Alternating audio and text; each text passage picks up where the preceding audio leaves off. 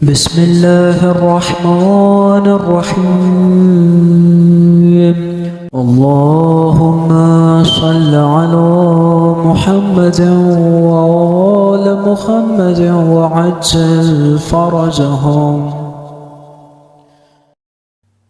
ला हौला वला कुव्वता इल्ला बिल्लाहिल अलील अज़ीम। औज़ु बिल्लाहि मिनश शैतानिर रजीम। बिस्मिल्लाहिर्रहमानिर्रहीम।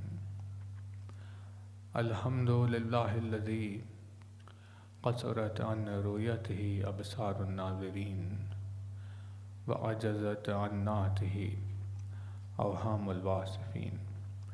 सल्लि अला मुहम्मदिन व आलिहि ताहिरीन व लानतुल्लाहि अला आदाइहिम व क़तलतिहिम अजमईन मिनल आन इला क़ियामि यौमिद्दीन। अम्मा बाद फ़क़द क़ालल्लाह सुब्हानहु तबारक व तआला फ़ी किताबिहिल मुबीन व क़ौलिहिल हक़। बिस्मिल्लाहिर्रहमानिर्रहीम। अल्हम्दुलिल्लाहि रब्बिल आलमीन।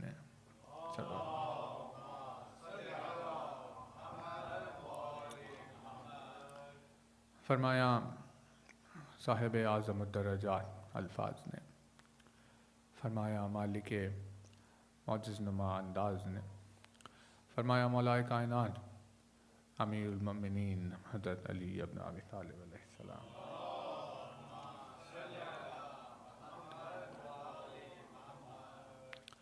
मौलाए कायनात के जिस मुबारक व मुक़द्दस फरमान से खिदमत में आपकी मजलिस का आगाज़ है। अपनी इस बेमिसल बेनज़ीर हदीस में मौलाए कायनात ने अपने चाहने वालों को अपनी ज़िंदगी के रास्तों को मुज़य्यन करने का एक नुस्ख़ा बताते हुए इरशाद फरमाया। और अपनी इस बेमिसल बेनज़ीर हदीस में मौलाए कायनात ने अपने चाहने वालों पर इस हक़ीक़त को आश्कार किया कि इंसान का वजूद या उसमें पाई जाने वाली कोई सिफ़त उसकी ज़िंदगी के गुज़रने वाले हालात से जुड़ी हुई होती है। यानी इस फरमान को अगर आप गौर से देखें तो इसमें दो चीज़ें हैं। एक है दुनिया का रंग या दुनिया की रविश जो हमारी तरफ है, और दूसरे है कि हमारे अंदर पाई जाने वाली सिफ़त कि हम दुनिया में अपनी ज़िंदगी के उन दिनों का सामना कैसे कर रहे हैं।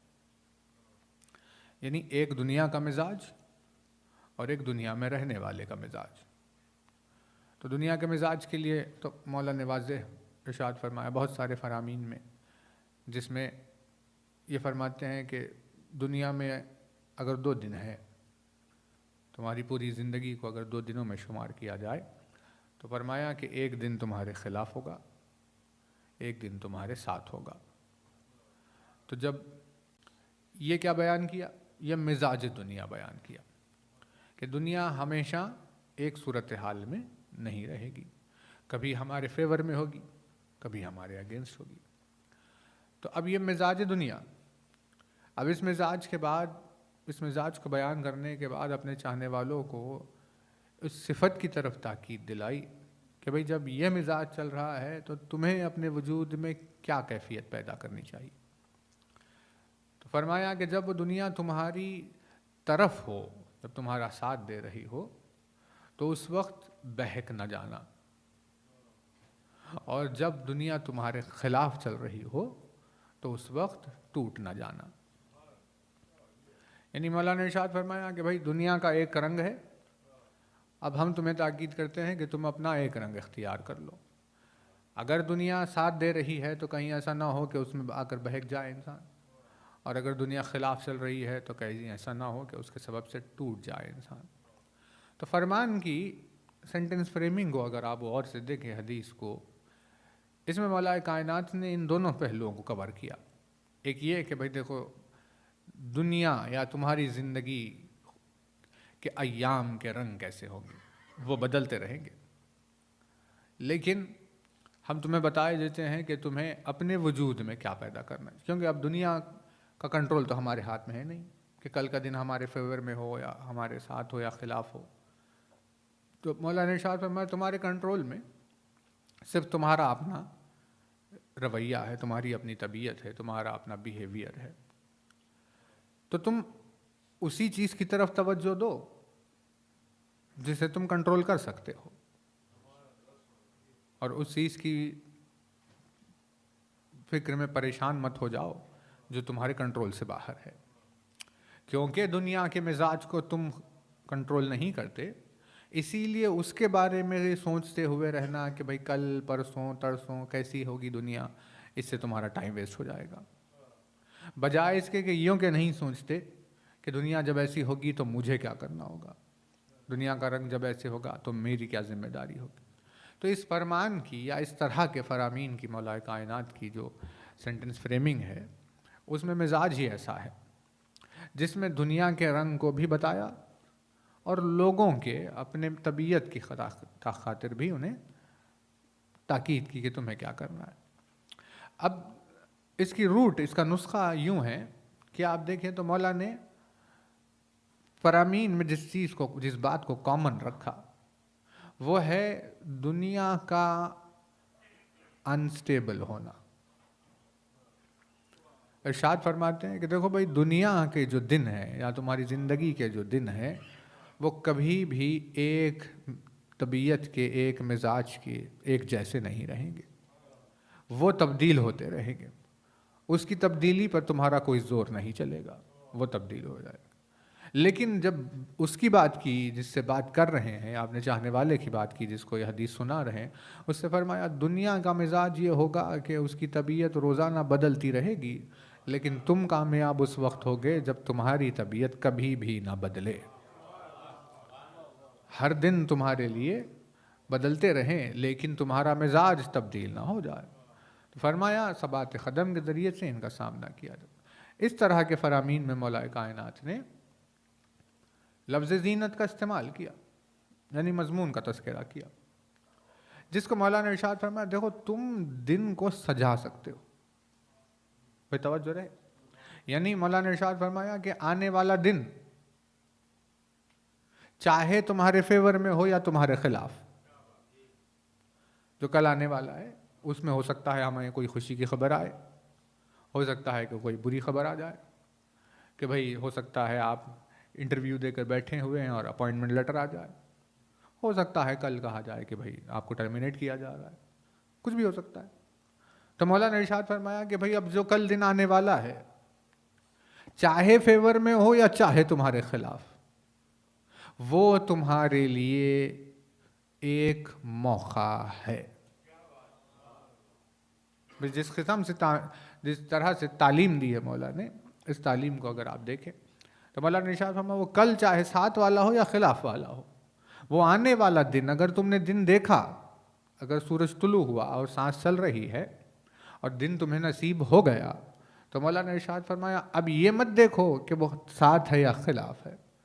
मौला ने कहा ये तुम्हारे लिए एक मौका है, अगर वो साथ है तुम्हारे तो भी उसे सजाओ, और अगर खिलाफ है तुम्हारे तो भी उसे सजाओ।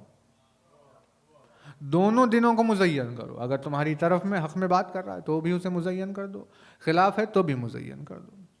तो लफ्ज़ ज़ीनत का इस्तेमाल करके मौलाना इरशाद फरमाया या अली, अब आप हमें ये बताइए कि अगर दिन ही हमारे खिलाफ है तो हम उसे मुज़य्यन कैसे करें?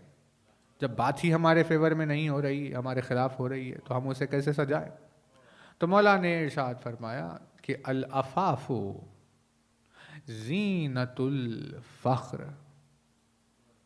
समझ ना, यानी अगर इसे और डिस्क्राइब करने की बात हो तो भाई जब दिन तुम्हारे खिलाफ हो, उठने वाला दिन आने वाला, अगेंस्ट चला गया, आपको बुरी खबर आ गई, तो मौलाना इरशाद फरमाया इसे यूं सजाओ कि जब दिन खिलाफ हो तो उसे सब्र के ज़रिए से मुज़य्यन करो, सब्र करके उस दिन को सजा लो, और अगर दिन तुम्हारे फेवर में आए तो उस दिन शुक्र के ज़रिए से उससे सजाओ। यानी चाहे दिन इधर हो या उधर हो, चाहे तुम्हारा तरफदार हो या तुम्हारा मुखालिफ, लेकिन वो एक मौका तो तुम्हारे लिए है कि तुम उस दिन को कैसे सजा रहे हो। अगर खिलाफ है दिन तो सब्र के ज़रिए से सजाओ तो वो सज जाएगा, खूबसूरत हो जाएगा। और अगर तरफ है तुम्हारे तो उसे शुक्र के ज़रिए से सजाओ, क्योंकि अगर दुनिया तरफदारी ले रही है और इंसान नाशुक्रा रह रहा है तो मौलाना ने इरशाद फरमाया उसकी ज़िंदगी के बदसूरत दिन होते हैं। हमें लग रहा होता है कि भाई हमारे फेवर में सब चल रहा है, लेकिन मौलाना ने फरमाया अगर उन दिनों को तुमने शुक्र के ज़रिए से नहीं सजाया तो क़यामत के रोज़ वही दिन जो आपकी तरफदारी के लग रहे थे वही बदसूरत और बदशक्ल दिन नज़र आते हैं। और वो दिन जो आपके अगेंस्ट है उन्हें अगर सब्र के ज़रिए से सजा लिया गया तो भले ही दुनिया में वो हमें ख़िलाफ़ नज़र आ रहे थे, लेकिन महशर के मैदान में वो सजे हुए दिन होंगे। इसे मुज़य्यन करने के लिए तो मौलाना ने सिफत का तज़किरा किया, बहुत तवज्जो है। यानी अब एक तरफ है दिन और एक तरफ है कैरेक्टर, एक तरफ है वक्त टाइम और दूसरी तरफ है हमारा कैरेक्टर। फरमाया भाई टाइम कंट्रोल में नहीं है, कल क्या होगा तुम्हें नहीं मालूम, खुदावंद आलम की मर्जी जो चाहे वो करे, लेकिन तुम्हारे कंट्रोल में तुम्हारी तबीयत है, रिएक्शन जो आपका होगा। दिन आपके कंट्रोल में नहीं है, लेकिन उस दिन को आप कैसे रिएक्ट कर रहे हो ये आपके कंट्रोल में।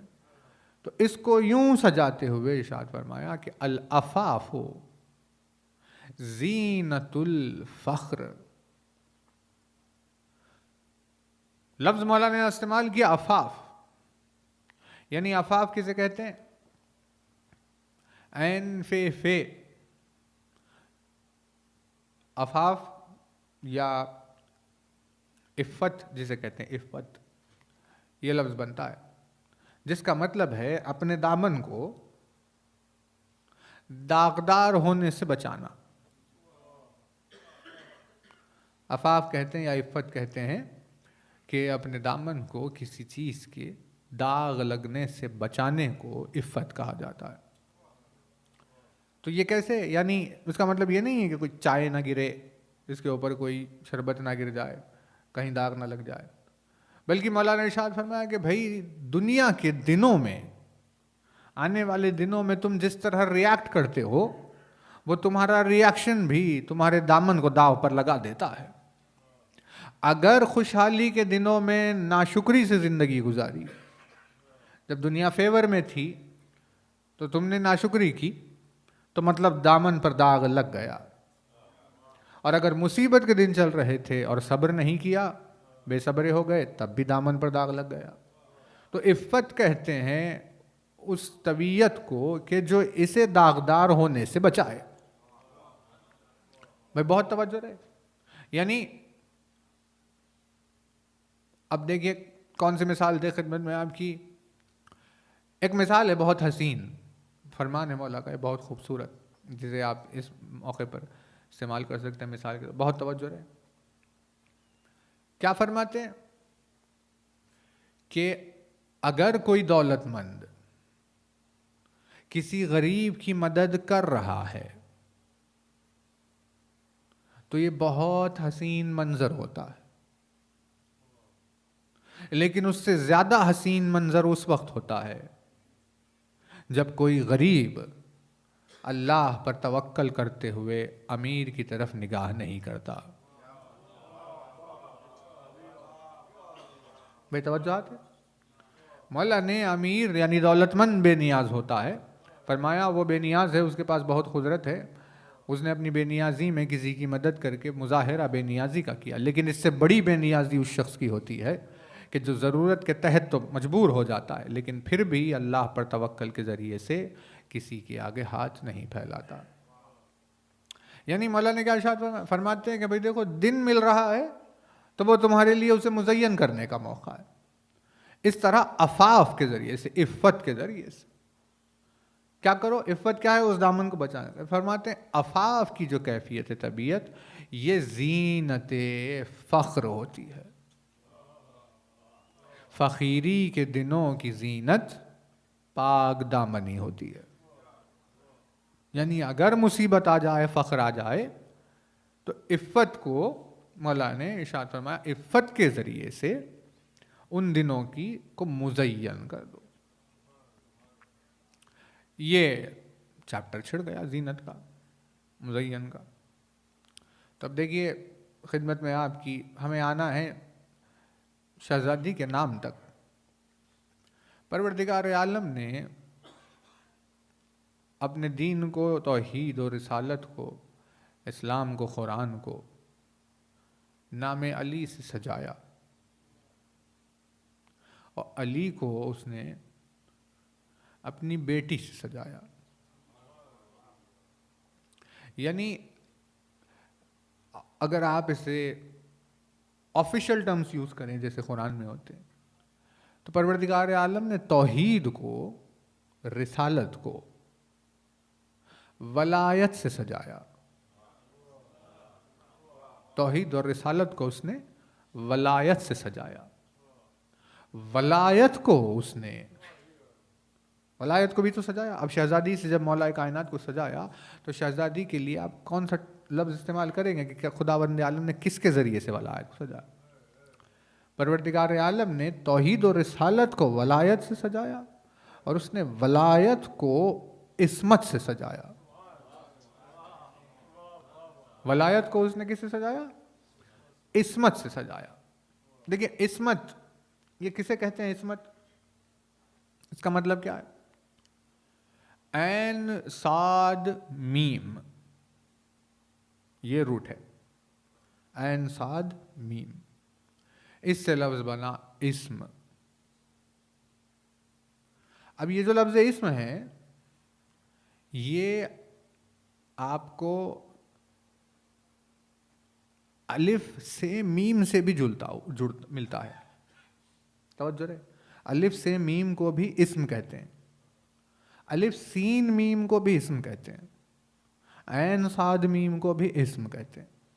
अब वो फ़र्क है थोड़ा सा कि भाई इस्म है, एक इस्म है, फिर एक इस्म है, ये सारे आपको मखरज में इधर उधर हो जाएंगे थोड़े थोड़े, लेकिन जनरली ये सुनने में एक जैसे लगते हैं।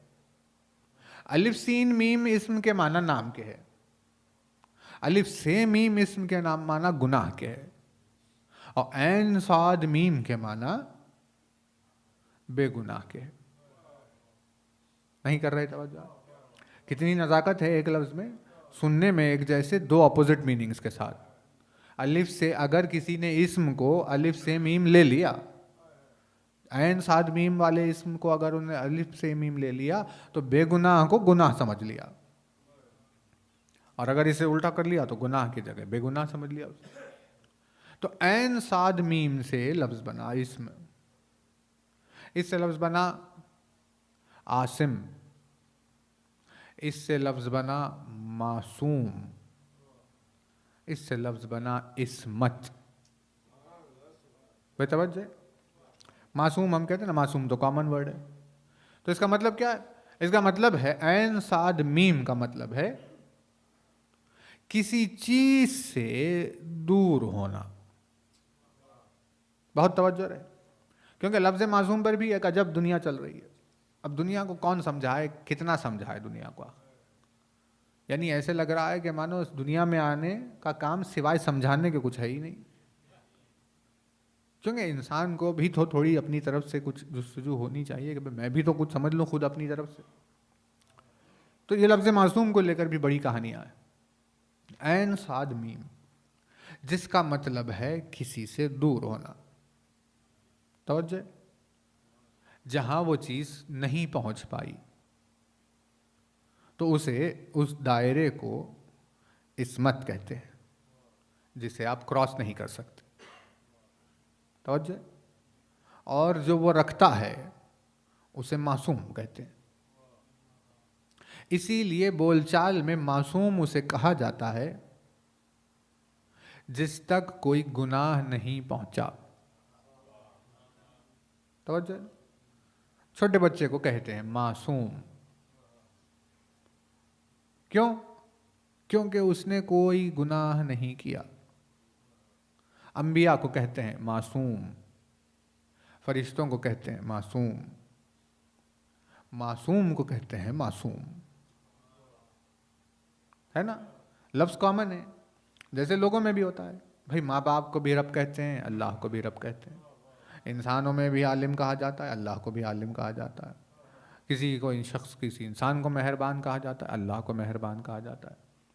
भले ही लफ्ज़ कॉमन है मगर वो लेवल कॉमन नहीं होता, लेवल सबके लिए अलग इस्तेमाल होता है। तो ऐन साद मीम ये जो लफ्ज़ है, इसका मतलब है एक ऐसे दायरे के कि जिसे पार नहीं किया जा सकता, जहां पहुंचा नहीं जा सकता, दूर होने के माना में। इस वजह से मासूम उसे कहा जाता है जो गुनाहों से दूर है, तवज्जो है ना। लेकिन लफ्ज एक है, हर एक के लिए मीनिंग एक नहीं है। बच्चे को मासूम कहा गया, फरिश्तों को मासूम कहा गया, अंबिया को मासूम कहा गया और मासूम को मासूम कहा गया। बच्चा जो मासूम है, जो बेगुनाह है, वो इसीलिए बेगुनाह है कि वो गुनाह कर ही नहीं सकता। नहीं कर रहे तवज्जो। उसका मासूम होना एक कंडीशन के जेल में है कि वो गुनाह कर नहीं सकता, इस वजह से मासूम है। जिस बच्चे को बचपन में मासूम मासूम कहकर गोद में उठाते थे, वो जब अपनी जवानी को पहुंचा तो इतना ज़्यादा अजियत दे हो गया कि माँ बाप को खुद अफसोस होने लगा कि हम क्या कभी इसको मासूम कहकर पुकारते थे। मतलब वो उस वक्त गुनाह नहीं कर रहा था जब वो गुनाह नहीं कर सकता था, लेकिन ऐसा नहीं था कि गुनाहगार नहीं होगा, क्योंकि कुदरत नहीं थी, गुनाह नहीं किए थे। तवज्जो है ना। तो ये वो मासूम है जो बच्चे को कहा जाता है।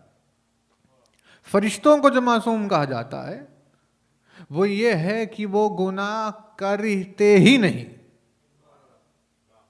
यानी उनमें वो चाहत पाई ही नहीं जाती। तवज्जो है ना, जिसकी वजह से गुनाह हो जाए। तो अब बच्चों की मासूमियत में और फरिश्तों की मासूमियत में फ़र्क है।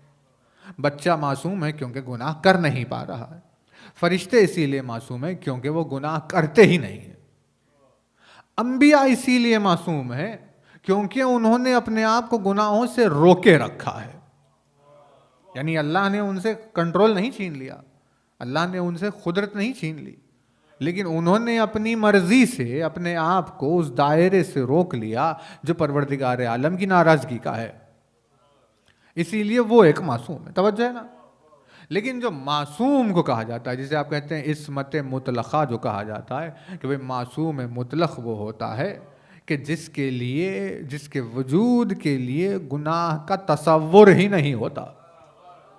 इसीलिए लाख इस्मत की बहस हो जाएं, लेकिन जब मासूम की बात आती है तो उसकी इस्मत की कोई बराबरी नहीं कर सकता। भाई बात वाज़ेह हुई, तवज्जो है ना। तो अब ये लफ्ज़ किसे कहते हैं? इसे कहते हैं उस किसी चीज़ के दूर होने को, इस्मत। तवज्जो रहे, दूर जो है आपसे, उसे इस्मत कहते हैं। इसीलिए इस्मत रखने वाले को मासूम कहा जाता है क्योंकि उस तक कोई इल्ज़ाम पहुंच नहीं पा रहा। तवज्जो रहे भाई, लगाए तो गए मगर साबित नहीं हुए, कोशिश तो चल रही है मगर प्रूफ नहीं हो रहा है। भाई तवज्जो है ना। जैसे जनाब इब्राहिम पर इल्ज़ामात लगाए गए लेकिन कोई साबित नहीं कर पाया किसी भी बात को, क्योंकि जो बातिल है वो साबित कैसे होगा। अंबिया पर इल्ज़ाम बहुत सारे लगाए गए कि भाई ये कहते हैं मौलाए कायनात पर कितने इल्ज़ाम लगाए गए, बेशुमार इल्ज़ाम। जितने इल्ज़ाम अली पर लगाए गए हो उतने इल्ज़ाम किसी पर नहीं लगाए गए। इतने इल्ज़ामात के सारी दुनिया जुड़ गई कोशिश में कि इल्ज़ामात के ज़रिए से किसी तरह बदनाम किया जाए। यानी इल्ज़ामात की बारिश के बावजूद भी जब कोई पूछे कि भाई अली कौन है, तो आसमान और ज़मीन के ज़र्रों से आवाज़ आती है कि अली है मासूम। नहीं, तवज्जो नहीं कर।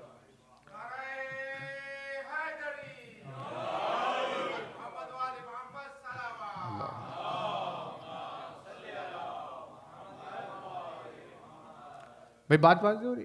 यानी पूरी दुनिया जिस पर इल्जामात लगा रही है सुबह शाम, उसके ताल्लुक से अगर पूछा जाए कि भाई वो कौन है, तो गवाह आसमान और ज़मीन गवाही देते हैं कि वो ज़ात है मासूम।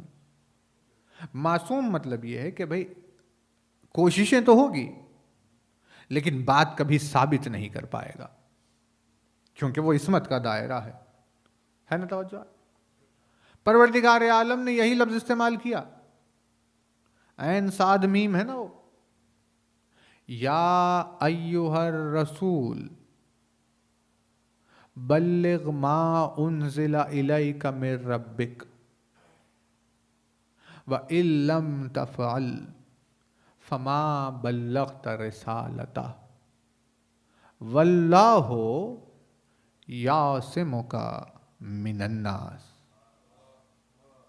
इन्नल्लाहा ला यहदिल क़ौमल काफ़िरीन।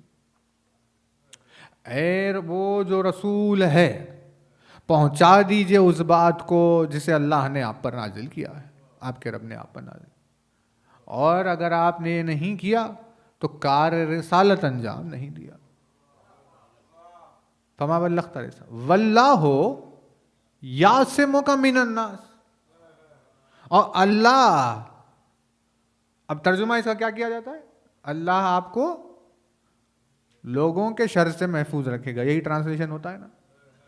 लेकिन लफ्ज़ शर कहाँ है वहां बताइए, शर है कहीं वहां पर? वल्लाहु यासिमुका मिनन्नास, अल्लाह आपको इंसानों से मासूम रखेगा, इंसानियत से, इंसानों से परवरदिगार आलम आपको मासूम रखेगा। आप इसकी फिक्र मत कीजिए, आप ऐलान को बिला झिझक कर दीजिए, और उसके आगे क्या होगा इसकी फिक्र न कीजिए, क्योंकि खुदावंद आलम जामिन है इस बात का कि वो इंसानियत को आप तक पहुंचने नहीं देगा। भाई तवज्जो है, लफ्ज़ यासिमों का इस्तेमाल हुआ ना, मतलब क्या हो रहा है कि इंसानियत का मिजाज या उसकी तबीयत आप तक पहुंच नहीं पाएगी। भाई तवज्जो है, यानी कि अगर आपने अपना जानशीन मुकर्रर नहीं किया, अगर आपने अली को अपना जानशीन गदीर के मैदान में अब ऐलान अगर आपने नहीं किया, तो फिर लोगों की तरफ से लगने वाले इल्जामात किसी तरह साबित हो जाएंगे। मैं तवज्जो नहीं कर रहा कि भाई जैसे लोग ने क्या कहा कि भाई रसूल ने किसी को भी खलीफा नहीं बनाया और चले गए, तो ये क्या है, यह है इल्जाम। लेकिन साबित क्यों नहीं हो रहा? क्योंकि रसूल ने बनाया। मतलब इंसान अपनी इंसानियत का मिजाज रसूल के ऊपर थोप देता, यानी वो उसी स्केल में तोलने लगेगा रसूल को जिस स्केल में इंसानियत को तोला जाता है। तो परवरदिगार आलम ने कहा इंसानियत के इस स्केल के तोलने के हमले से हम आपको यूं बचा रहे हैं कि आप अली की वलायत का ऐलान कर दीजिए। जैसे ही आप अली की मोहब्बत का ऐलान और वलायत का ऐलान करेंगे, तो अली का आपका जानशीन बनना ही इस बात को तय कर देगा कि इंसानियत कभी उस मकाम तक पहुंच नहीं सकती। यूं हम आपको मिजाज इंसानियत से मासूम रखेंगे। तवज्जो, यानी इस्मत रिसालत के लिए परवरदिगार आलम ने ऐलान वलायत अली को जरिया बनाया। आज भी अली की मोहब्बत ही बहुत सारे लोगों के गुनाहों को पाक करती है, यानी खुदावंद आलम की तरफ से नहीं, मखलूक की तरफ से। क्योंकि जब आप किसी मोमिन के लिए उसकी मौत पर नमाज में शरीक होते हैं, तो नमाज जनाजा में एक जुमला पढ़ने वाला और आने वाले इकरार कर लेते हैं, ला परवरदिगारा ला नालमु मिन्हु इल्ला खैरा, मेरे परवरदिगार मैं इस मरने वाले के बारे में सिवाय खैर के कुछ भी नहीं जानता। नहीं, तवज्जो नहीं कर रहे। यानी अब भले ही उसके साथ जिंदगी गुजारे हो, उसके ऐब आपको भले ही मालूम हो, लेकिन क्योंकि अली की मोहब्बत पमारा है, इसीलिए जब गवाही की बात आएगी कि भाई तुम इसके बारे में क्या जानते हो, तो आपके पास कोई और चीज़ नहीं है सिवाय इसके कि भाई मैं जानता हूं कि अली की मोहब्बत पर मरा है, ये खैर पर मरा है। और गदीर के मैदान में हैया आला खैरिल अमल करके कह करके बुलाया गया है कि भाई खैर अमल की तरफ आ जाओ। तो जब रसूल अकरम ने ऐलान वलायत अली कर दिया तो वो इंसानियत की सतह से बुलंद बात हो गई कि जहाँ मिजाज और तबीयत बशर नहीं पहुँचती, इसीलिए वो मासूम हो गए। यानी वजूद में नहीं अपने, लेकिन दलील के तौर पे साबित हो गए, जाहिर हो गए। तवज्जो है ना।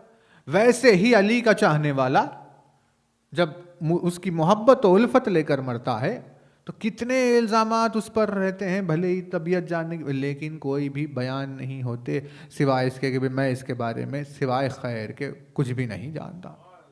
यानी दुनिया में, आखिरत में, ज़मीन पर, आसमान पर, इंसानियत में, तौहीद पर, रिसालत पर, हर जगह पर परवरदिगार आलम ने अली के नाम के ज़रिए से इस्मत को साबित किया है, इस्मत को जाहिर किया है। कहा कभी जहाँ अली का नाम होगा वहाँ हम इन सारी सिफात को पहुँचने से रोक देंगे। तवज्जो है ना। तो जब रिसालत का लफ्ज़ इस्तेमाल होता है, जैसे वलायत का लफ्ज़ इस्तेमाल होता है, वैसे ही अहले बैत की शहजादियों के लिए इस्मत का लफ्ज़ इस्तेमाल होता है। इस्मत यानी वो दायरा या वो हस्ती जहां तबीयत, मिजाज बशरियत का नहीं पहुंचता। नहीं, तवज्जो नहीं कर रहे है ना, बात वाज़ेह हो रही है। मतलब वो वहाँ जैसे अगर आप हमारी अपनी बात करें हम, तो जैसे रॉकेट में बैठ गए इंसान, चांद पर गया, वो मार्स की कोशिश चल रही है, जो भी हो, लेकिन जब वो देखता है तो उसे समझ में आता है कि भाई वो एंड्रोमेडा गैलेक्सी तक नहीं पहुंच सकता। उसे पता है खुद, चाहे वो कुछ कर ले, जो चाहे वो कर ले, रोशनी की रफ्तार पर भी अगर इंसान चला गया तब भी उसे पता है कि मैं वहां नहीं पहुंच सकता। इस इकरार को, इस एतराफ़ को कि भाई नहीं जा सकते वहां, तो जहां जाया नहीं जा सकता उस दायरे को इस्मत कहते हैं। ये शहजादियों के लिए इसीलिए इस्तेमाल किया गया क्योंकि बशरियत का, इंसानियत का, दुनिया का ये मिजाज कभी जिन तक पहुंच नहीं सकता, उस वजूद को इस्मत कहते हैं। और सिवाय इस तबीयत और मिजाज के वलायत को किसी और चीज से सजाया नहीं जा सकता था। भाई जो खुद जीनत ला इलाहा इल्लल्लाह हो, जो खुद जीनत मुहम्मदुर रसूलुल्लाह हो, इतनी ज्यादा जीनतों को जीनत अता करने वाली जीनत को भला कैसे सजाया जाएगा। इसी वजह से वलायत की सिवाय इस्मत के कोई और जीनत नहीं होती। इस्मत के जरिए से परवरदिगार आलम ने वलायत को सजाया और कहा कि अली हमने आपको बेटी अता की जो मरकज़ है इस्मत का, रसूल अकरम को बेटी अता की जो मरकज़ है इस्मत का, सैयद शुहदा को बेटी अता की जो मरकज़ है इस्मत का, यानी इस्मत के, है ना तवज्जो। जैसे मुबाहले के वाक़े में आपको मिलता है कि रिसालत, इमामत और इस्मत,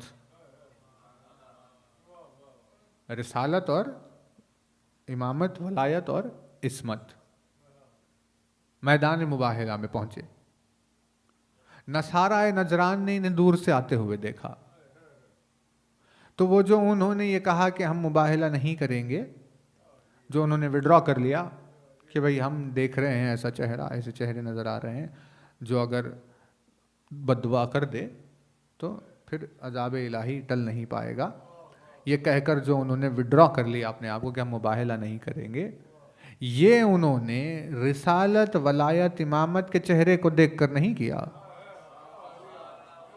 ये उन्होंने इस्मत के नूर को देखकर किया। क्योंकि रोज़ाना जब मस्जिद में बहस करते थे आकर तो रसूल को रोज़ देखा करते थे, अली पहलू में होते थे, अली को देखा करते थे, तो तब तो कभी नहीं कहा कि हमें वो चेहरा नज़र आ रहा है जो अगर बददुआ कर दे तो आसमान और ज़मीन तहस नहस हो जाएंगे। वहां पर तो उन्होंने मुबाहले को एक्सेप्ट कर लिया कि ठीक है वहां पर, लेकिन जब उनके साथ शहजादी भी साथ साथ चली तो इस्मत ने इंसानियत के मिजाज को वहां आने से रोक दिया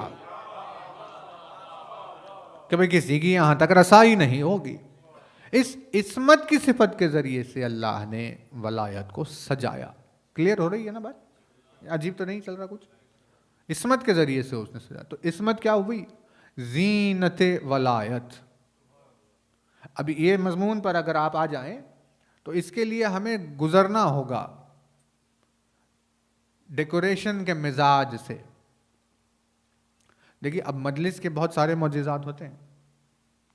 एक मजलिस कराने वाले में एक मजलिस इतना शऊर भर देती है कि उसे यह भी मालूम हो जाता है कि कपड़े कहाँ से लेने हैं, उसे यह भी मालूम हो जाता है कि लाइट कहाँ से लेनी है, उसे यह भी मालूम हो जाता है कि साउंड कहाँ से लेनी है, उसे यह भी मालूम हो जाता है कि खाना कहाँ से लेना है, उसे यह भी मालूम हो जाता है कि पानी कहाँ से लेना है, उसे यह भी मालूम हो जाता है बर्तन कहाँ से लेने हैं।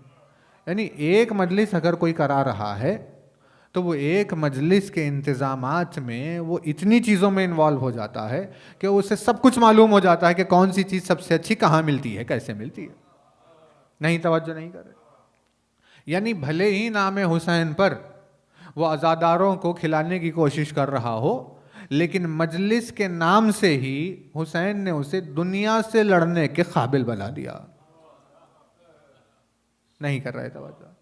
इसके बरखिलाफ आप किसी दूसरी कम्युनिटी को देख लीजिए, उन लोगों को ये नहीं मालूम होता कि कौन सी चीज़ कैसे पकाते हैं, कौन सी चीज़ कहाँ मिलती है, कैसे किसी से बात की जाती है। उन्हें दुनिया के रंग नहीं मालूम क्योंकि कुछ करते ही नहीं। लेकिन मजलिस कराने वाले आहिस्ता आहिस्ता सब सीख लेते हैं। उसी को कभी इंतज़ाम को आप उतर कर अगर देखें तो उसमें होता है मजलिस में अज़ा खाने को सजाना। उसे सजाया, अपनी ज़िंदगी में अपने आप को सजाया, अपने अमाल को सजाया, इबादत। तो इस सजाते सजाते सजाते सजाते जब उस बहुत दूर की मंजिल पर पहुंचता है तब उसे वो सजावट की नज़ाकतें समझ में आती है कि किस चीज़ में थोड़ी सी तब्दीली से कितना बड़ा फ़र्क पड़ता है और कैसे हुस्न में जीनत पैदा होती है। तवज्जो नहीं कर रहे?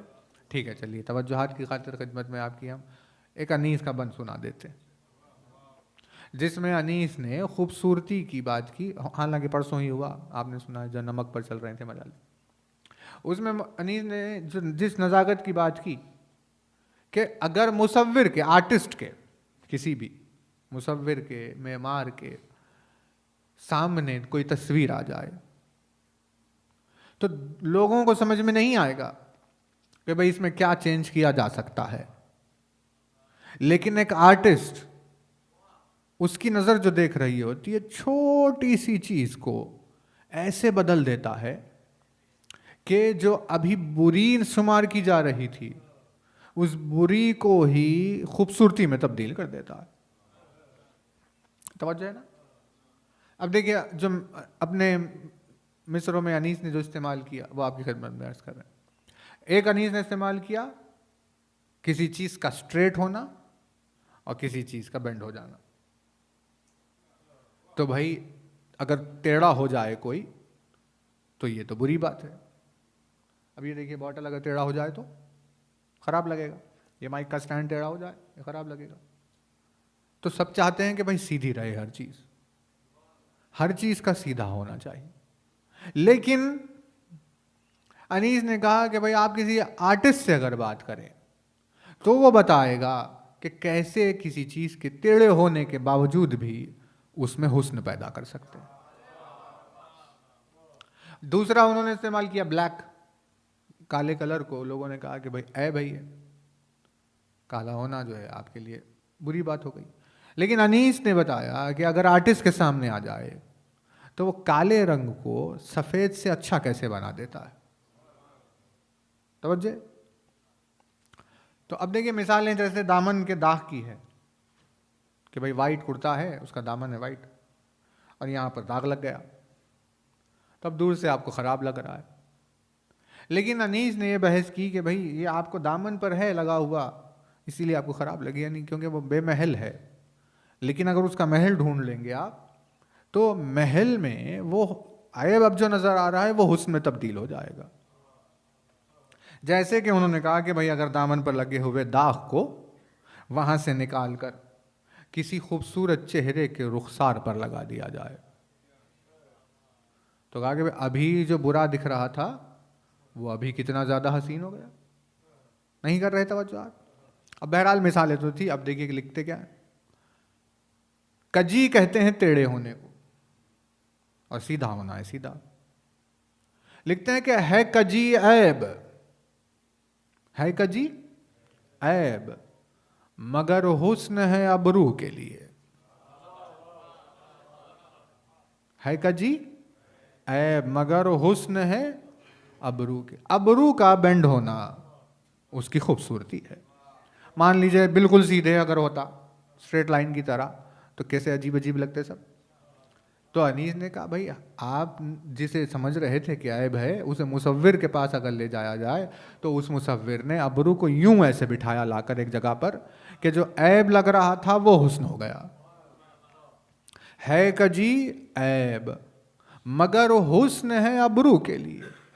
तीरगी बद है मगर नेक है गेसू के लिए।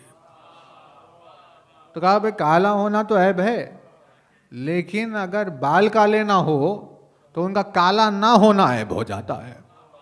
और सफ़ेद होने को जो हुस्न कहा जाता है, लेकिन अगर बाल सफ़ेद हो जाए तो उसे ऐब कहा जाता है। तो यूं किसी आर्टिस्ट के सामने बात आए तो उसे पता है कि कैसे चेंज करते हैं, कहाँ से किस चीज़ को बदलते हैं कि ऐब हुस्न में ढल जाए। है कजी ऐब मगर हुस्न है अबरू के लिए। तीरगी बद है मगर नेक है गेसू के लिए। सुरमा जेबा है फ़कत नरगिसी जादू के लिए। जेब है खालिसिया चेहरे गुलरू के लिए। दांत आकस के फसाहत बिकलामी दारत। हर सुखन मौका हर नुक्ता मकामी दारत। कि भाई हर चीज़ के लिए, हर बात के लिए, हर नुक्ते के लिए एक मकाम व महल होता है, जिसकी वजह से वो ऐब नहीं, वो हुस्न में बदल। तवज्जो है ना। यानी हमें क्या लग रहा है कि भाई ये चीज़ बुरी है ऐसी, लेकिन आर्टिस्ट ने क्या किया, उसी को खूबसूरती में ढाल दिया। तो वैसे ही परवरदिगार आलम ने जब अली के नाम से सजाया तो आमाल को यूं सजाया कि अगर अली के नाम के बगैर हो रहे हैं तो ऐब है, और अगर नाम अली के साथ हो रहे हैं तो वो हुस्न है। यानी एक ही अमल है, सौम व सलात कह लीजिए या हज व ज़कात कह लीजिए, जो कहना है कह लीजिए, लेकिन अगर अली शामिल नहीं है तो वो बदसूरती है, लेकिन अगर उसमें अली शामिल हो जाए तो वो हुस्न खूबसूरती है। नाम अली के ज़रिए से जब आमाल व इबादात को सजाया गया है, इस नाम अली को अल्लाह ने जिससे सजाया वो इस्मत है, वो इस्मत है। ज़ैनब नहीं कर रहे तवज्जो। यानी जीनत के चैप्टर से पहले गुजरे तो कोई, तो उसे समझ में आएगा कि भाई सजाने का इंपॉर्टेंस क्या होता है। क्योंकि परवरदिगार आलम ने आसमान और ज़मीन में कोई भी चीज़ सजाए बगैर नहीं रखी, हर चीज़ को उसने सजा सजा कर पेश किया। तो अब इस्मत को उसने वलायत की जीनत बनाया, तवज्जो रहे। लेकिन उसने इस्मत को भी सजाया, तौहीद को सजाया, रिसालत को सजाया, इमामत और वलायत को सजाया, इस्मत को भी सजाया। क्योंकि अगर मुज़य्यन कर दिया जाए किसी चीज़ को, बहुत तवज्जो रहे, किसी चीज़ को जीनत दी जाए, तो जीनत अगर किसी को दे दी गई तो फिर उसे कैसे मुज़य्यन करेंगे। तवज्जो है ना। जीनत की जीनत क्या होगी, जीनत को अगर आप मुज़य्यन करना चाहे तो कैसे करेंगे। तो जब शहजादी के किरदार को आप गौर से देखें, वजूद को सरापा देखें, तो आपको नज़र आएगा, उनकी सवाने हयात को देखेंगे, उन्हें एक चीज़ से बेइंतहा मोहब्बत थी। शहजादी को एक चीज़ से बेइंतहा मोहब्बत थी। वो क्या थी? वो थी चादर। वो थी चादर, वो था पर्दा, वो था हिजाब, वो थी रिदा। इस मिजाज शहजादी को देखने से हमें बात समझ में आई कि इस्मत को सजाया पर्दे से जाता है। यानी जीनत को जब आपने किसी चीज़ को मुज़य्यन कर दिया तो उसकी जीनत को और अगर जीनत देनी हो तो उसे पर्दे में रख दिया जाता है।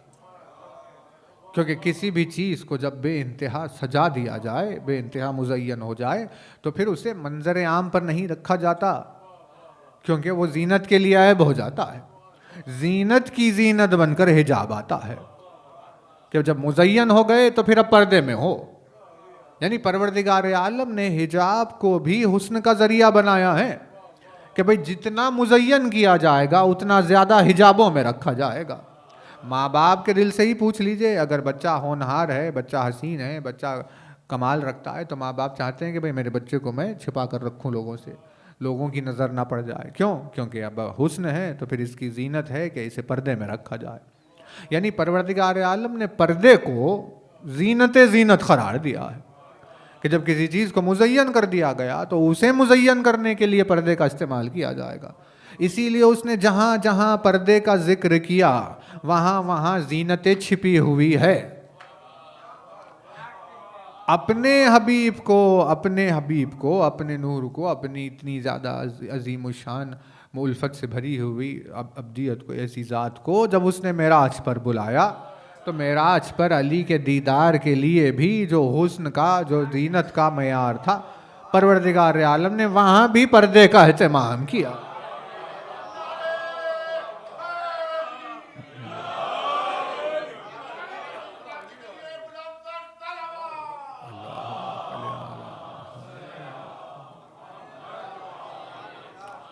भाई बात वाज़ेह हो रही है। यानी आप अब इसे ये ना समझ ले लोग कि भाई एक चैप्टर चल रहा है शहजादी की तारीफ का, ऐसी बात नहीं चल रही है। यानी ये वो सिफात है कि जिन तक हमें पहुंचने के लिए अपनी ज़िंदगी में इन्हें अप्लाई करना होगा, ताकि उस राह से गुजरते हुए हमें समझ में आए कि भाई आखिर सजाने का चैप्टर होता कैसा है। तो जब किसी चीज़ को मुज़य्यन कर दिया जाए तो उसे जीनत देने के बाद उसकी जीनत में इजाफे के लिए उस पर पर्दा डाल दिया जाता है कि भाई अब ये और ज्यादा सज गई है ना, तवज्जो।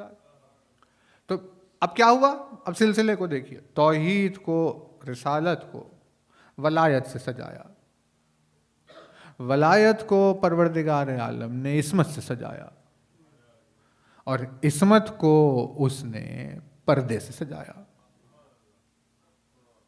इसीलिए जीनत इस्मत, हिजाब जो होता है वो जीनत इस्मत होता है, उसका पर्दा उसके लिए जीनत होता है इस्मत के लिए, क्योंकि ज़्यादा सजा हुआ है ना तवज्जो। अब मेराज पर रसूल अकरम को बुलाया गया तो अली का मुलाकात के वाक़यात में आपको पर्दों का तज़किरा भी मिलता कि भाई हिजाबात भी तो थे, पर्दे भी थे। अब अलग अलग मेराज की अलग अलग कैफियत थी, सारी चीज़ें थी, लेकिन पर्दा था, मगर दीदार तो किया रसूल अकरम ने। अब वो समझिए पर्दे में से देखा, फिर पर्दा हटाया या पर्दे से हाथ, वो एक अलग अलग रिवायत है, लेकिन मतलब ये है कि दीदार तो हुआ अली का। यानी जीनत को सजाया परवरदिगार आलम ने, मुज़य्यन किया पर्दे के ज़रिए से, और पर्दे तक बुलाकर अपने हबीब को लेकर आने के बाद कहा कि भाई अब देखिए जीनत है यहाँ, इसीलिए आपको शर्त होती है एक और हुर्मत की शर्त, महरमियत की शर्त, जिसके बगैर वो दीदार मुमकिन नहीं होता। तो एक रोज़ का अजीब गरीब वाक़या, इस पर मजलिस तमाम कर रहे हैं। एक दिन अपनी उस बेटी को जिसे अल्लाह ने अली की जीनत बनाया, उसे अपने सामने बिठाकर मौला बात कर रहे थे। तो अब प्रैक्टिकल लाइफ में आप जब निकल जाएंगे जीनत के उन सफ़र पर करते करते, मुज़य्यन करते करते, तो देखिए फिर उसके बाद इस वाक़े का एक अजब असर होता है, क्योंकि ऐसी महफिल फिर जमी नहीं कभी। शहजादी को एक लक़ब दिया गया। क्या लक़ब है? अखीला। ये लक़ब है ना शहजादी का। ज़ैनब भी लक़ब है और अखीला।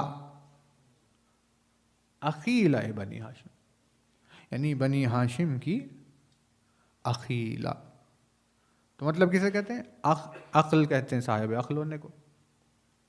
अखील कहते हैं उसे जिसके वजूद में अक्ल जुड़ी हुई हो, उसे अखील कहा जाता।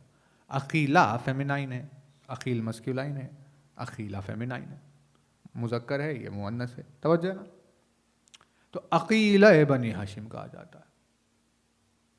अकीला बनी हाशिम को मौला कायनात ने सामने बिठाया और बात चल रही है। महफिल यूं है कि अकीला बनी हाशिम और अक्ल कुल एक दूसरे के आमने सामने है।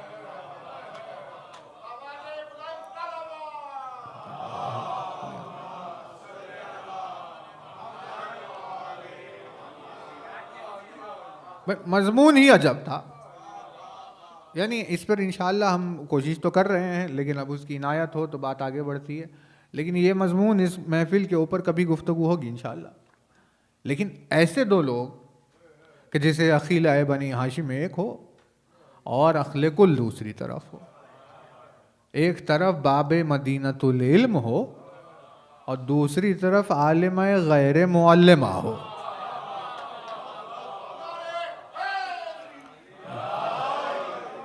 यानी देखी ही नहीं गई कभी ऐसी महफिल, ऐसी गुफ्तगू चल रही है। और बाप होने की हैसियत से एक बाप अपनी बेटी को सिखा रहा है। जैसे हम बच्चों से अपने बैठते हैं छोटे, बिल्कुल सिनो साल, 2-3 बरस का सिनो साल, तो आप कैसे बैठ जाते हैं अपने बच्चों से कभी बात करने के लिए? तो अब देखिए, ये फिर आपकी अपने भाइयों की खिदमत में अर्ज कर रहे हैं, वाक़यात समझ कर ना ले लीजिए कि भाई वाक़या हो गया। वाक़े को फील करना है अगर आपको, तो एक दिन अपनी बेटी को लेकर बैठ जाइए। 2-3 बरस की बेटी है तो उससे बात करके देखिए। अगर बड़ी हो गई है तो फिर हम दुआ करते हैं कि आपको एक और बेटी इनायत हो जाए, ताकि वो आहिस्ता आहिस्ता जब छोटी रहेगी तो उससे बात करके, बिल्कुल कम सिनो साल में, जब बच्चों को जैसे सिखाते हैं, बोलना सिखाते हैं, कहीं A for apple, B for boy, हम जो सिखाते हैं वगैरह सारी चीज़ें, ऐसी ही कुछ महफिल है वही एज की। और मौला ने बूढ़ा सामने बिठा कर कहा कि ऐ मेरी शहजादी, आप कहिए एक। नहीं कर रहे तो जैसे होता है ना, हम बच्चों से अपने कहते हैं एक बोलिए, दो अल्लाह कितने, तो बच्चे बोलते हैं एक वगैरह, बस वही है इसमें। तो मौला ने कहा बोलिए, कहिए एक। तो शहजादी ने कहा एक। मौला ने कहा कि कहिए दो, तो वो खामोश बैठी रही। मौला ने कहा दो कहिए, तो वो खामोश बैठी रही। तो मौला ने ये देखा कि भाई एक कहिए पर तो एक कह दिया, लेकिन जब दो कहिए कहा तो दो नहीं कह रही। अब ये कैसी महफिल है? अली ने पूछा अपनी बेटी से, ये बताइए कि आप दो क्यों नहीं कह रही है? तो शहजादी ने जवाब दिया कि बाबा, जिस जबान से एक कह दिया, फिर उस जबान पर दो कैसे आए? नहीं, तवज्जो नहीं कर। ये 1 2 3 नहीं है जो हम अपने बच्चों को सिखा लेते हैं कि एक कहिए, दो कहिए, तीन कहिए, बल्कि ये वो ज़ात मुक़द्दस है जिसके ज़रिए से अल्लाह ने वलायत को सजाया, जो ज़ीनत तौहीद है। उस वलायत को सजाया जो खुद ज़ीनत तौहीद है। यानी जब कह दिया एक तो बस एक, अब वो ज़बान दो नहीं कहेगी। मौला ने जवाब सुना। और जो है ना, देखिए मजलिस ख़त्म हो रही है, जवाब सुन लिया मौला। तो अब तौहीद और वलायत, तौहीद और रिसालत की ज़ीनत वलायत, वलायत की ज़ीनत इस्मत, इस्मत की ज़ीनत हिजाब, और हिजाब को मोहब्बत हो गई वफा से। क्योंकि एक कहने के बाद दो नहीं कहना, ये वफा की दलील होता है।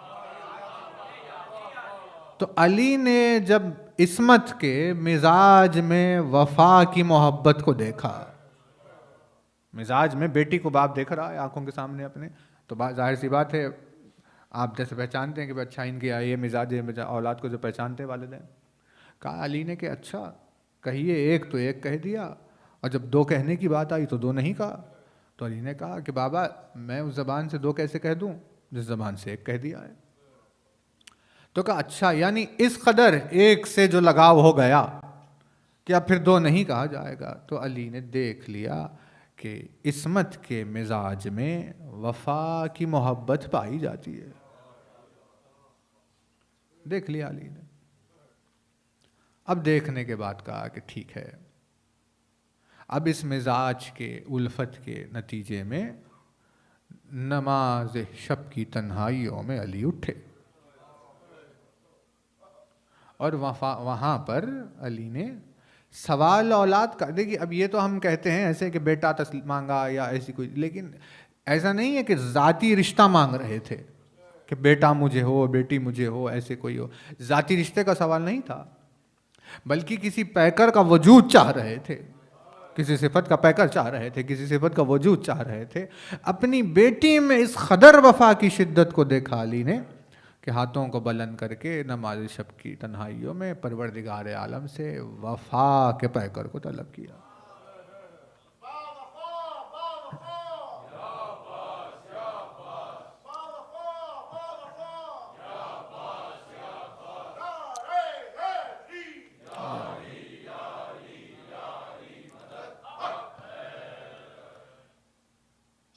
वफा का सवाल किया, बेटे का सवाल नहीं किया, यानी ज़ाती रिश्ता नहीं मांग रहे थे, पैकर मांग रहे थे कि परवरदिगारा मुझे वो वफा का पैकर चाहिए जो मेरी बेटी के साथ रहे, क्योंकि इस कदर वफा से मोहब्बत।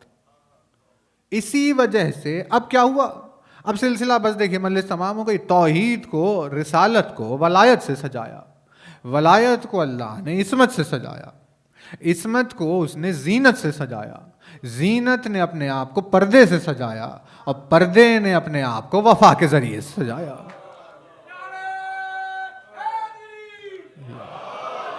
ये कोई इत्तेफाक नहीं था कि पर्दे की जिम्मेदारी अब्बास को दे दी गई, बल्कि ये वो मिजाज था कि हिजाब और वफा का जो रिश्ता होता है, इस वजह से मेरी चादर का मुहाफिज अब्बास होगा, क्योंकि मैं इस्मत का पैकर, ये वफा का पैकर।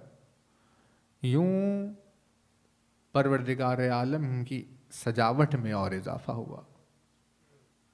तो अब अगर अनवार के रुख से नाम लिया जाए तो बस देखिए यूं होती है बात। अल्लाह को, रसूल को अली से सजाया गया, अली को ज़ैनब से सजाया गया, और ज़ैनब को अल्लाह ने अब्बास से सजाया है।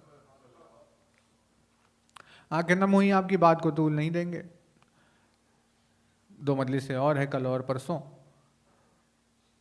हाँ, लेकिन अगर नमी आई है, दिल रोने पर आमादा हुए हैं,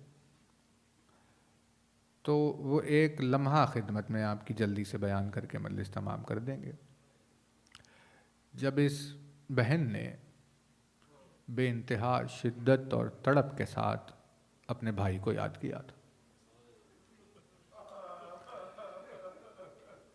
कैसे कैसे मसाइब और कैसे कैसे सफ़र की दास्तानें तारीख़ में नहीं मिलती, लेकिन ये एक वक्त ऐसा था जब बेसाख्ता ज़ैनब को अब्बास की याद आ रही थी,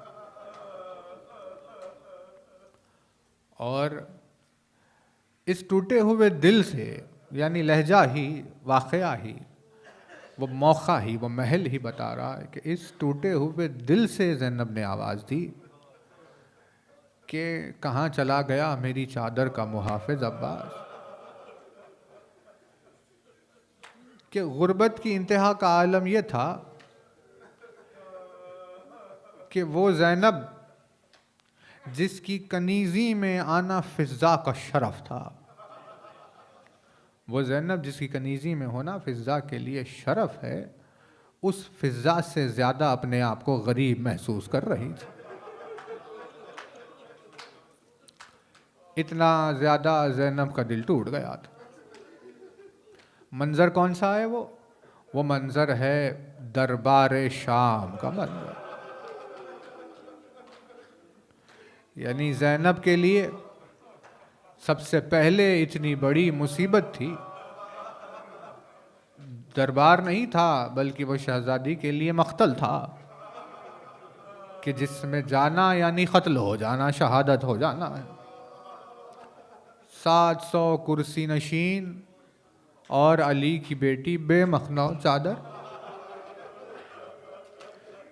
चाहने वाले अगर तसव्वुर भी करे तो कैसे तसव्वुर करे कि जालिम तख्त पर बैठा हुआ हो और जिसकी आमद पर कुरान ताज़ीम में बुलंद हो जाए, वो ठहरी हुई रस्सियों में गिरफ्तार बेमखना चादर अपने घराने के अजीज़ों के सरों को नौकनेज़ा पर देख रही है। तो ऐसे आलम में एक मंजर हुआ, यानी हमने सोचा था कि मसाइब दरबार के ही पढ़ेंगे, लेकिन दूसरे जहन में किए थे। अब आई है बात तो आपकी खिदमत में अर्ज़ कर रहे हैं। ये हसासियत की मंजिलें हैं, यहाँ बे इंतहा लताफत दरकार है, क्योंकि दरबार शाम के मनाजिर को अगर आप तारीख़ में देखें तो कुछ और होते हैं, लेकिन अगर क़ल्ब की हसासियत से देखें तो वो कुछ और ही बात बयान कर रहे होते। दरबार में अहले बैत अतहार का आलम यह था कि वह हर तरफ जो रोशनी लगाई गई थी और बेमखना चादर ज़ैनब को बुलाया गया था, तो दरबार की कैफियत का, 700 कुर्सी नशीनों का, इन सब का आलम कुछ यूँ था कि शहजादियों की बात कुजा सज्जाद की निगाहें नहीं उठ रही थी। ये आलम हो गया दरबार का कि शहजादियों की बात तो बहुत दूर, सज्जाद की निगाहें नहीं उठ रही थी। सारे असीरान करबला अपनी नज़रों को झुकाए हुए सकते की कैफियत में खामोश ठहरे हुए थे। दरबार में पूछा गया, आवाज़ गूंजी यजीद की तरफ से कि भाई बताओ तुम लोग कौन हो। किसी ने कोई जवाब नहीं दिया, सब खामोश थे, सर झुके हुए, खामोशी सब पर तारी हुई, क्योंकि निगाह कैसे उठाए। मंजर आम है, दरबार आम है, ये इस्मत का घराना है, निगाह उठाए तो कैसे उठाकर बात करे। सब पर खामोशी थी। बार बार 2-3 बार सवाल हुआ कि भाई तुम लोग कौन हो बताओ। किसी ने जवाब नहीं दिया। तो यजीद ने कहा कि ये तो जवाब नहीं दे रहे। तो अपने ही किसी नुमाइंदे से उसने पूछा कि तुम बताओ कि करबला में क्या हुआ। जो आया था वहाँ से करबला में, अमीरी कर रहा था, सालारी कर रहा था, यजीद ने उससे पूछा कि तू बता कि करबला में क्या हुआ। तो उसने कहा कुछ नहीं अमीर, होना क्या था, हुसैन अपने चंद मुख्तसर दोस्तों के साथ करबला के मैदान में आए थे, हमारे सामने ठहरे हुए थे, इतना कसीर लश्कर था, हमने मिलकर हमला किया, हमने थोड़ी ही देर में हुसैन को उनके घराने के साथ शहीद कर दिया। ये अल्फाज ज़ैनब के कान में पड़े, बहन के कलेजे के टुकड़े हुए, निगाहें जो झुकी हुई थी इस्मत की, एक मर्तबा अपनी निगाहों को बुलंद करके पहले सरे हुसैन को देखा। कहा भैया गवाह रहना, तेरी इज्जत की खातिर दरबार में अब ज़ैनब की आवाज़ गूंजने वाली है। एक मर्तबा हुसैन को अपनी मजलूमियत का गवाह बनाकर दिल के हजारों टुकड़ों के बाद ज़ैनब ने कलाम का आगाज़ किया और कहा यजीद ये झूठ बोल रहा है, इसे क्या पता कि करबला में क्या हुआ। अरे मेरे प्यासों ने ऐसी जंग की है, तेरा लश्कर कूफे की दीवारों से टकरा रहा था, अल-अमान वल हफीज़ की आवाज़ें आ रही थी, जंग का ये रंग था, ये मारे का था। अब जो ज़ैनब की आवाज़ गूंजने लगी तो यजीद परेशान होने लगा कि आखिर कैसे अब ज़ैनब को खामोश बिठाया जाए। कोई चीज़ समझ में नहीं आई। उसने एक ताज़ियाना रखने वाले को आवाज़ दी और कहा कि इस बढ़कर बोलने वाली पर हमला किया जाए। जैसे ही वो ताज़ियाना लेकर करीब आया, अतराफ़ में बीबियाँ जमा हो गई, ज़ैनब के लिए हिसार बन गया। लेकिन वो इतने ताज़ियाने बरसाते रहे कि अब किसी बीबी में बर्दाश्त की ताब न रही, वो ज़मीन पर गिरते गए। आखिर में एक फ़िज़ा सामने ठहरी हुई थी। ये ज़ैनब के लिए वो गुर्बत का मकाम था। अब जब फिजा में ताजियानों की ताब बाकी ना रही तो एक मर्तबा जब तख्त की तरफ पलट कर देखा तो यजीद के पहलू में 2 हबशी गुलाम हथियार लिए हुए ठहरे हुए नजर आए। फिजा ने उनकी गैरत को ललकारते हुए कहा, क्या हो गया है तुमको कि तुम्हारी मुमलिकत की एक खातून पर ताजियाने बरसाए जा रहे हैं और तुम सिर्फ खड़े होकर देख रहे हो। इन अल्फाज के बाद उन हबशियों ने अपनी तलवारों को बेनियाम करके कहा, यजीद ताजियाने को रोक ले वरना इसी दरबार में हमारी तरफ से खून बह जाएगा। इन अल्फाज को देखते ही दरबार का रंग तब्दील हो रहा था। यजीद ने हुक्म दे दिया कि ताजियाने रुक जाए। बस ये मंजर था जब ज़ैनब अपने आप को फिजा से ज्यादा गरीब और बेकस महसूस कर रही थी।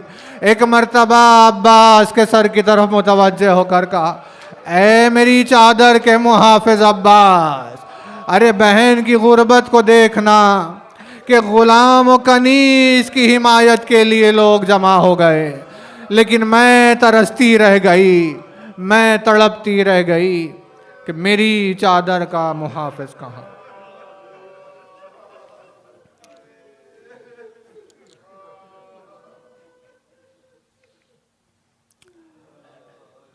मोमिनीन की खिदमत में पाबंदी वक्त की गुजारिश है। ठीक नमाज मगरिबैन के बाद मजलिस का आगाज़ हो रहा है। सिलसिला 2 दिन और जारी रहेगा। वक्त पर मजलिस में शिरकत फरमा दें। मातम हुसैन।